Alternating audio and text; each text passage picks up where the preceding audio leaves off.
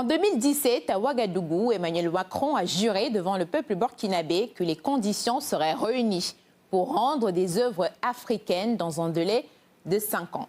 Une promesse spectaculaire, applaudie, médiatisée, largement reprise, mais derrière, la machine française a tourné au ralenti.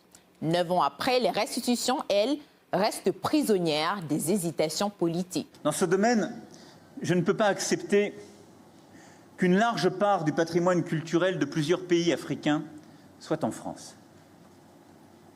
Il y a des explications historiques à cela, mais il n'y a pas de justification valable, durable et inconditionnelle. Le patrimoine africain ne peut pas être uniquement dans des collections privées et des musées européens. Le patrimoine africain doit être mis en valeur à Paris, mais aussi à Dakar, à Lagos, à Cotonou. Ce sera une de mes priorités. Je veux que d'ici 5 ans, les conditions soient réunies pour des restitutions temporaires ou définitives du patrimoine africain en Afrique.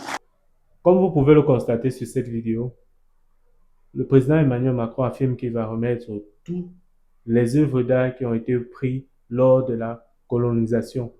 Et jusqu'à présent, rien n'a été fait. Tout au long de la vidéo qui va suivre, nous allons essayer de décrypter pourquoi cela n'a pas été fait. Et selon mon humble avis, ça ne se fera jamais. Pourquoi? Parce que l'Afrique actuellement n'a pas la capacité d'exiger qu'on lui retribue ses œuvres d'art. Et ces œuvres d'art ont une importance primordiale pour pouvoir retrouver le chemin qui a été toujours le nôtre. Le chemin de ce peuple glorieux qui n'avait pas besoin qu'on l'aide pour pouvoir penser de lui-même. Parce que ces œuvres d'art sont un peu comme le disque dur de notre civilisation perdue. Et ils le savent très bien. Voilà pourquoi on ne les remet pas. Parce qu'ils savent que parmi nous, il y a des personnes qui ont la capacité d'entrer en symbiose avec ces œuvres et comprendre véritablement cette époque glorieuse. Et voilà pourquoi ces œuvres ne nous sont pas remises. L'Assemblée nationale française a adopté un projet de loi à l'unanimité après l'adoption par le Sénat en janvier dernier pour la restitution aux États africains d'objets culturels pillés par la France. Mais il y a un mais. Avec la France, il y a toujours des mais.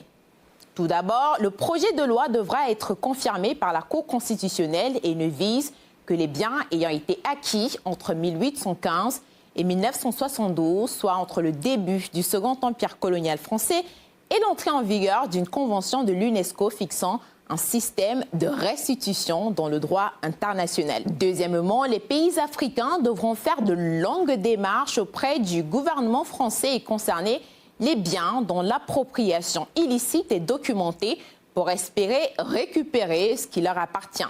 Dans toute cette accalmie, la France, dans ce projet de loi, pourrait juger si elle gardera ou pas les objets dont il est question. Pourquoi? Eh bien, parce que les pays concernés ne seraient pas aptes à pouvoir les conserver.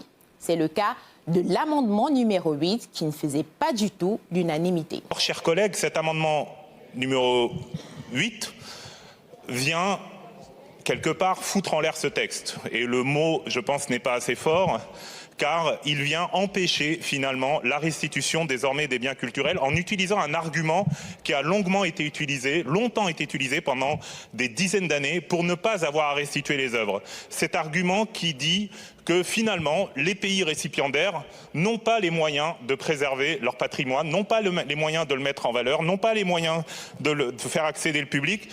En gros, pour leurs biens, ces pays-là, nous allons garder le patrimoine chez nous.